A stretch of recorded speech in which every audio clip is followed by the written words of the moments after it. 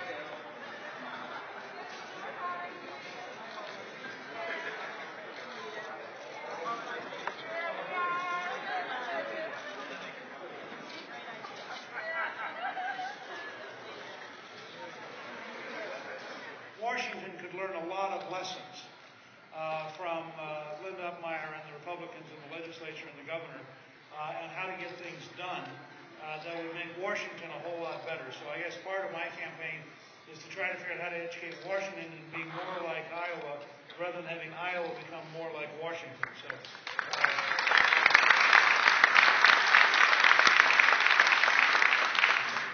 We are delighted to be here in the closing days of the campaign in Iowa. And let me just ask a question, because I'm curious.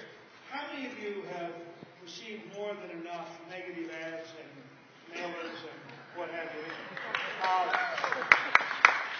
I want to make two commitments to you. You're going to see ads from us for the next 6 days, and they're going to be positive. You're going to see ads from a so-called super PAC that favors me, and they're going to be positive.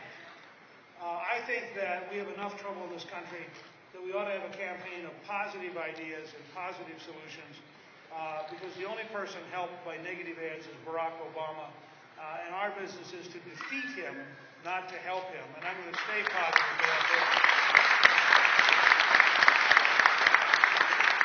I'm going to talk briefly and take questions, and if you want to ask any of the questions about the negative ads, I'll be glad to answer them, because I think you have a right to know the facts, and I'm perfectly happy to do that. We've also been doing telephone town hall meetings, and in fact, State Representative Josh Burns is here somewhere, and he's right over here. He actually got a call the other night as part of a telephone town hall meeting, so he and his daughter Alexandra joined in and participated in the call. And we had 9,700 people the other night at one of our telephone town hall meetings, and I'm happy to answer any question about some of these totally false charges and exaggerations. But I really want to focus on jobs and the economy. And there's a very powerful practical reason. You have a relatively good economy in Iowa compared to some parts of the country. But the United States is the economic engine which pulls the world economy. And there are very grave, troubling signs out there in Europe, in Asia, in the Middle East. And I think there's a very, very real danger that the world economy could take another step downward in 2012. And having a healthy, vibrant American economy is a key part of us getting ahead. Now, I'm going to talk to you about what I would do as president, but let me say in passing, I think the disaster of the president and the Congress passing a 2-month extension and going home as though they'd accomplished something is really embarrassing. I don't think I've ever seen Washington more dysfunctional on a bipartisan basis than it is right now.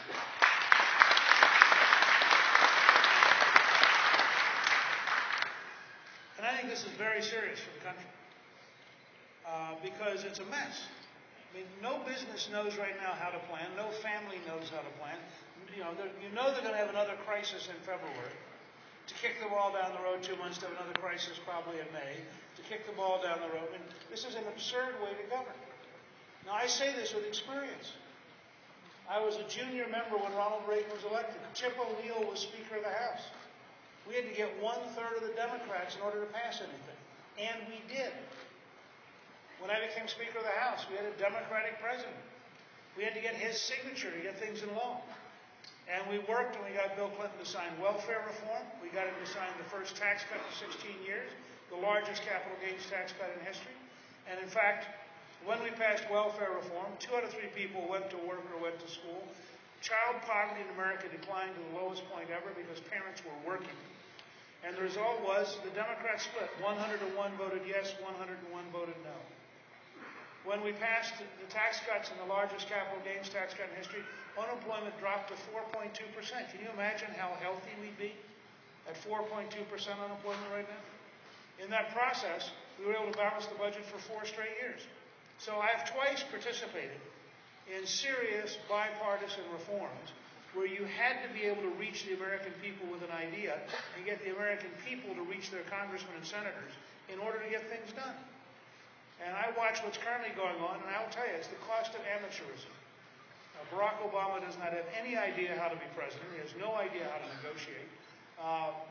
The leader of the Democrats in the Senate is deeply partisan. And so you have a logjam. And I have no idea what I would do if I were in John Boehner's shoes, because I was very fortunate both in the Reagan years and in the Clinton years to have somebody rational to work with. And you could actually negotiate. I mean, we fought pretty hard, as you'll remember. But we fought with an understanding that the country's bigger than our partisanship. And the country is bigger than our ideology, and we have to find a way to get the country to work in order for America to succeed. America only works when Americans are working. And that's a key principle of this campaign. We're focusing on jobs and the economy and on economic growth. And I'm delighted that Art Laffer is coming in to campaign for me tomorrow. I first worked with Laffer in the late 1970s when Laffer, Winitsky, Larry Kudlow, Richard Rahn, Jack Kemp, and a group of us were working on what's called supply-side economics. It's a very simple model. If you increase the number of jobs and you increase the amount of production, you solve problems by having more things, more oil, more gas, more ethanol, more corn production, more manufacturing. And that mops up money. And it mops up unemployment. We do not want the President of the United States to be a purchasing agent for foreign countries. We want the President of the United States to be a salesman for American products. If we don't sell American agricultural products worldwide, we will have a depression in foreign countries. So we need a president who goes out and opens up markets for American agricultural products because we produce more than we're going to absorb here at home. And I think Obama has it exactly backwards. We have an economic growth plan, which you can see at Newt.org. It's very straightforward. Remember I said, cut taxes, cut regulations, strengthen American energy, favor people who actually create jobs. On taxes, we have zero capital gains so that hundreds of billions of dollars will pour into the U.S. to create factories and firms and give us an enormous economic advantage. We go to a 12.5% corporate tax rate, which is the Irish tax level. That guarantees that, first of all, $700 billion will come back home profits that are currently locked up overseas that they won't bring back home at a 35% rate. It means, second, that our companies will compete worldwide. This will give us a lower corporate tax rate than Canada. And so we'll be very competitive worldwide. And third, it means General Electric will actually pay taxes because it'll be cheaper to pay taxes than to hire tax lawyers at 12.5%. We have 100% expensing. What that means is if you're a farmer or a factory or a business, all new equipment gets written off in 1 year. And the purpose is very direct. If we're going to compete with China and India, we have to have the most modern equipment in the world in order for our workers to be the most productive in the world. And because we need productivity, I'm also in favor of changing unemployment compensation so that if you sign up for unemployment compensation, you have to sign up for a training program by a business. So we are investing in creating better human capital and better skills and a better workforce. We are not paying people for 99 weeks for doing nothing.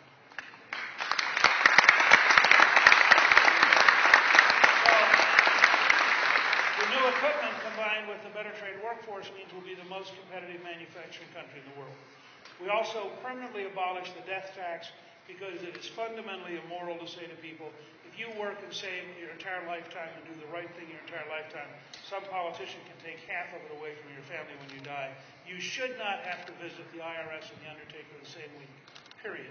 And so we abolish the death tax.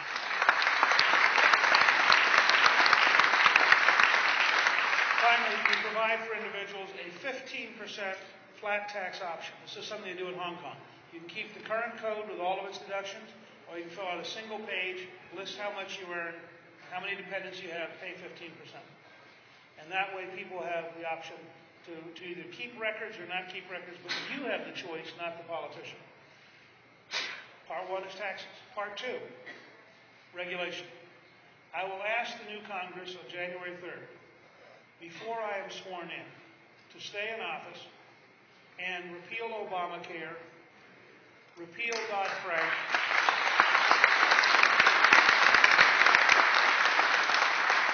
repeal Obamacare, which is a job-killing anti-small business bill. They should repeal Dodd-Frank because it is killing small independent banks, crippling small business, and driving down the price of housing, which dropped again yesterday, by the way, which means the middle class investment in their homes lost value again yesterday.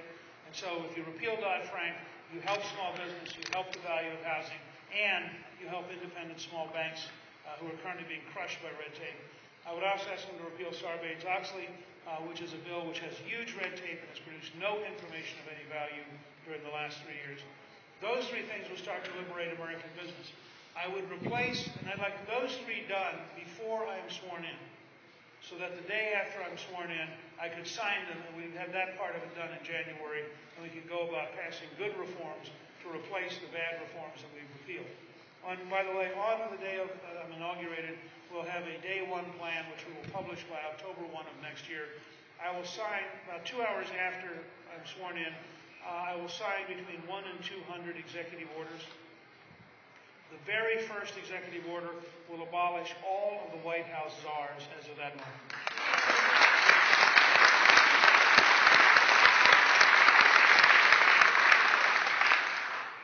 In addition to repealing those 3 bills, I would ask the Congress to replace the Environmental Protection Agency with a brand new Environmental Solutions Agency. And I mean replace. I believe the current bureaucracy at EPA is so radical, so anti-jobs, and so anti-local community, and so lacking in common sense that you cannot reform it. Everywhere I go, whether it's in South Carolina, New Hampshire, here in Iowa, small towns tell me they are being crushed by EPA bureaucrats in Washington who have never visited their town, have no idea what they're demanding, and the economic cost of EPA to small towns in America is extraordinary. When you go out and you talk to businesses, I mean, they have a proposal on electricity which will almost certainly lead to brownouts, and at a time when we're trying to compete in the world market, will dramatically raise the cost of electricity. Many of you know Senator Grassley spent a year fighting their dust provisions. I mean, an agency which takes the general ability to look at particulate matter and clean air and turns that into a bureaucratic study of whether or not when you plow, the dirt from your field will drift into the neighboring field. And therefore, if the wind is high enough that the dust from your plowing will go into the neighboring field, you should not plow that day. I mean, this is do you know how hard you have to work to be this stupid?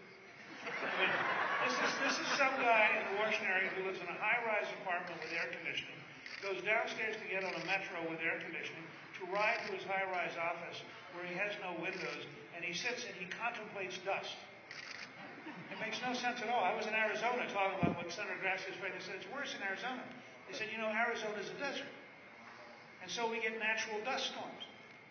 And we had somebody out here from EPA, and they said to us, well, maybe what you should do is water down the dirt so you don't get these dust storms.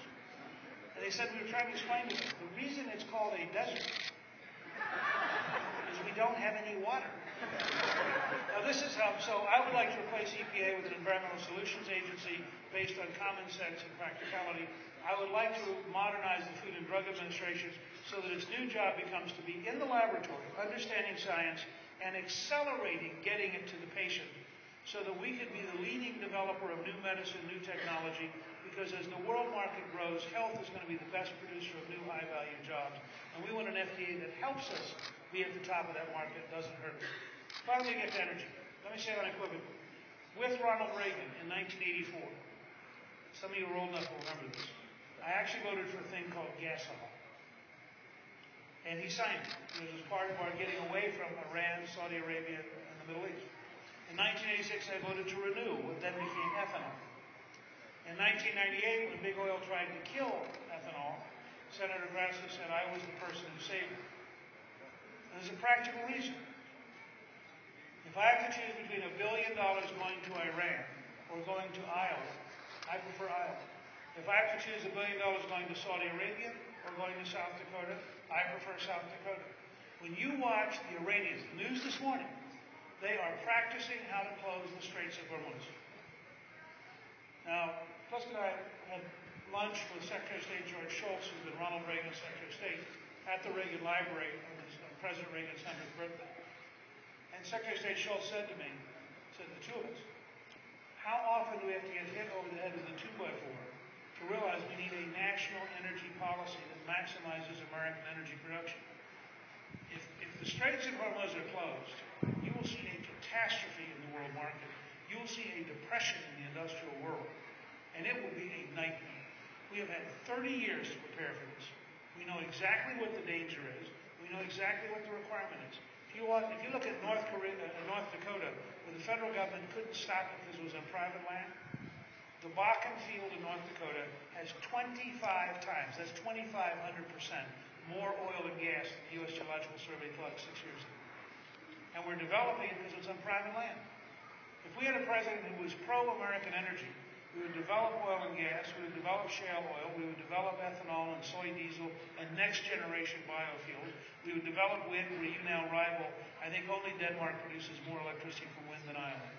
We would develop all the different aspects, including coal, nuclear power, and solar. But our goal would be to produce a surplus of American energy, so in a crisis you could wave at the Middle East. The Constitution says that there's a balance of power between the three co-equal branches. So you have the judicial, the executive, and the legislative. Except the way they wrote it, the legislative comes first, the executive comes second, and the judicial comes third. In the Federalist Papers explaining the judicial branch, and Alexander Hamilton writes, it will always be the weakest of the three branches, and it would never pick a fight with the President and Congress because it would inevitably lose the fight. Now, in 1958, the Earl Warren Court totally subverted the American Constitution and said the Supreme Court is the final definer of the Constitution. Well, by definition, that sets the Supreme Court above the legislative and executive branches, and politicians have tolerated it. And what that has done, Lord Acton wrote in the 19th century that power tends to corrupt and absolute power corrupts absolute. He took out the word tends in the second half. You have judges today who are drunk on power. Judge Barry in San Antonio on June 1st said not only could high school students not pray at their graduation, they could not use the word invocation, they could not use the word benediction, they could not ask for silence, they could not ask the audience to stand, and they could not mention God. And he went on to say, if any of these five were violated, I will put the superintendent in jail. Now, I believe that that is a bigoted, anti-religious dictate by a speech dictator, which is not appropriate for the federal bench, and I think he should be taken off the bench.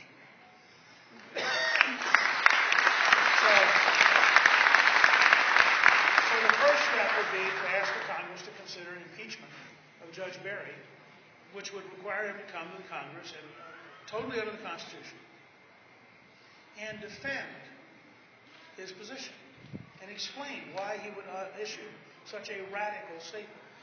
And I think that just the act of getting him to defend it would be very, very helpful in resetting it. You cannot explain America without the Declaration of Independence, which is a political document. You cannot explain the Declaration of Independence without understanding that it says we are endowed by our Creator with certain unalienable rights. We're the only country in history that says power comes from God to each one of you personally, and therefore I think we have to have a position that says we are going to defend in the public square, and we're going to rebalance the courts so they understand that they are one of three branches. They're not the dictator to the other two branches.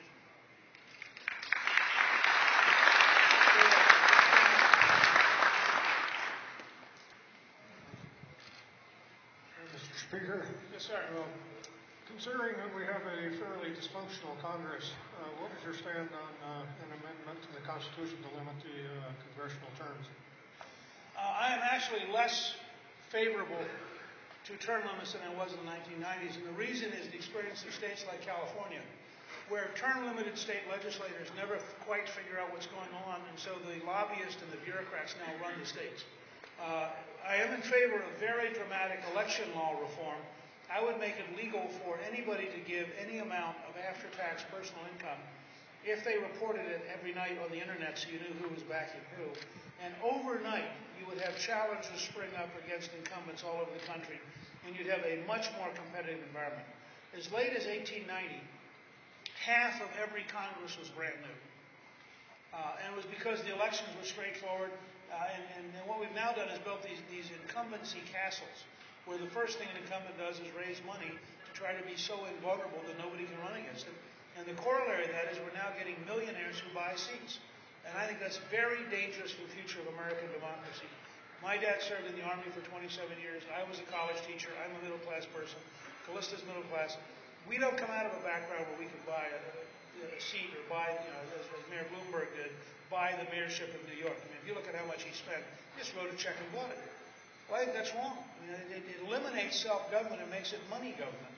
And so I think finding a way for middle-class candidates to raise the money to challenge incumbents, you'll beat a lot of these guys every 2 years or every 6 years in the Senate if they have to face real challenges and real organization. Yes, sir. I'm sorry. I thought I saw him. Okay, go ahead. Mr. Speaker, given the reaction that you've drawn, would you revisit your comment about poor kids working in public schools? And please don't skip over child labor laws and the work ethic piece. Sure. Okay. I'm glad to. Sure. My newsletter today, you happen to touch on a good topic. My newsletter, which is at Gingrich Productions and Human Events today, is about New York City janitors who are paid more than New York City teachers. And it's about the fact that you can make well over $100,000 a year as a janitor with a contract which doesn't require you to mop the floor more than once a week. And I suggested that, in fact, if you took about half the janitors for $100,000, you could hire 30 kids at $3,000 a year to work part-time in the school. They could do everything from working in the library to work in the cafeteria to work in the front office. And I'll be bold. They could mop the floor. Now, I've had liberals jump up in horror and suggest I'm trapping them into being janitors. My younger daughter, who has written 2 books and writes a weekly column, reminded me her first paying job was at the First Baptist Church in Carrollton, where she was, in fact, cleaning out the toilets and being a janitor.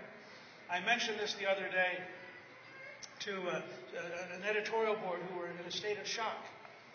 And they said, you would have children actually deal with things like that? And I said, well, I think if you talk to most Iowa farm families, they will explain to you what they have their kids do. And it turns out they encounter real work. Some of them actually get dirty. They sometimes encounter dealing with things with animals. It's amazing on farms what you encounter. And nobody seems to be horrified, except now EPA is proposing a rule that you can't allow children to work on the farm unless they're immediate part of the family. So you can't have your cousin or your niece or your nephew come in. This is the kind of mindless left-wing thinking. And let me tell you where it started. Liberals used to say, you don't want to get a hamburger flipping job. And I was working with the McDonald's people and studying McDonald's, which is the most successful franchise system in the world. And they have an entire training program for new entrants. They're the largest trainer of new workers in the world. And guess what the first thing they have to train people? Show up. The second thing they have to train people, you can't leave. Now, to people who grow up in middle-class families, this all makes sense. But if you grow up in a very, very poor neighborhood, 2 out of 3 children in the poorest neighborhoods have nobody in their family working. You're not acquiring the most basic habits. The goal is not to get them to be trapped in a job like that. The goal is to have them start rising by learning the habits of work. So I'm in the middle of this, and I don't know if this is responsive to you or not, but I find it absolutely fascinating because the left just went crazy. So we were in New Hampshire last week, in Manchester, and a young man walks up to me, who's 16 years old, who owns his own donut company, which he started at 11. Because his father, who's an investment advisor on 401ks and things like that, was trying to get him to understand free enterprise. So his father's thrilled, by the way, because he now, for the first time, can deliver his own donuts without Dad having to drive the car. But he has 2 restaurants that serve his donuts every morning. And he's out there baking, 40 donuts at a time and packaging them. Now he's been in business for 5 years. I think this is wonderful. Gallup reports that 50% of the kids in the United States would like to own their own business. I would like to say that in the poorest neighborhoods, if we had 1 less janitor and 30 kids working, which would also lower the dropout rate because they'd have a reason to go to school, you'd have better kids with better pride, with a better work ethic, and they would rise in life from having learned at an early age that you can earn money, you can budget money, it's your money, it's not the government's money, and no politician can tell you what to do with it. So I'm going to defend my belief that if we had more work, we would actually have earned self-esteem. You can't give self-esteem, you have to earn it. And that's why the left is profoundly wrong about how America works.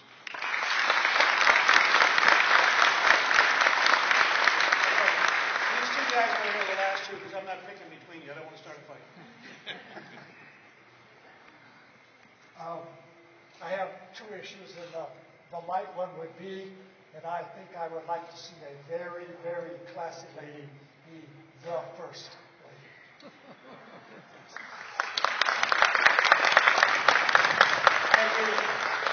I think she's somewhat homegrown here, and she will definitely add some flavor to Washington. My second issue is, I believe it appears to me that the Arab Spring is going to turn into a Muslim Brotherhood summer. Where can the United States position itself and be led if or this does happen? It's just a fear or a concern. Yeah, let me, on your first very nice positive comment about it, let me just mention about being homegrown. That last night we were at Maid's Pizza in Decorah. Some of you remember when Calista was at Luther, and it turns out the room we met in was the room she had her graduation party in. And that she spent her senior year living above Maid's Pizza, so she had pizza smell 24 hours a day. But she was really happy in terms of being homegrown. She was really happy to be back at Maid's, and I have to confess the pizza was pretty darn good. I think there's every reason to worry if you watch what's happening in Iraq, in Pakistan, in Afghanistan, in Egypt, in Tunisia, in Libya. I'll just give you 2 quick examples. We have to liberate our intelligence community from all the restrictions Congress has put on it over the last 36 years. because we today don't know enough. We don't have real spies. We rely on local governments to tell us things. And this is enormously dangerous because we literally don't know, for example, on the Libyans from Benghazi, which was a primary supplier of anti-American fighters for Iraq. Are these anti-American Libyans who have now taken over Libya? And if so, who are they? What are their relationships? We don't really know the relationships in the Muslim Brotherhood. And by the way, you can extend this all the way down to Nigeria, where there's a war against Christians in northern Nigeria. In Iraq, there were 1,200,000 Christians when the Americans arrived. There are 500,000 today. 700,000 Christians have left Iraq because of the failure of the Americans. You just look around at the things that are going on, and I think we do not today have a strategy large enough and comprehensive enough to deal with the scale of the problem. This is not a military problem. This is a strategic thinking problem first. General Abizaid, who used to be the head of the Central Command, said to me 2 months ago, our strategic deficit is bigger than our fiscal deficit. And we start there. In 1947, we intervened covertly, and we saved France and Italy from going communist in an election by pouring money in to help the anti-communist side. We have no understanding today, no mechanisms, and no capacity to help those who would like to be moderate Muslims. And as a result, there's a grave danger they will be drowned by the forces of radicalism. And I think that's a danger in every single country where this is going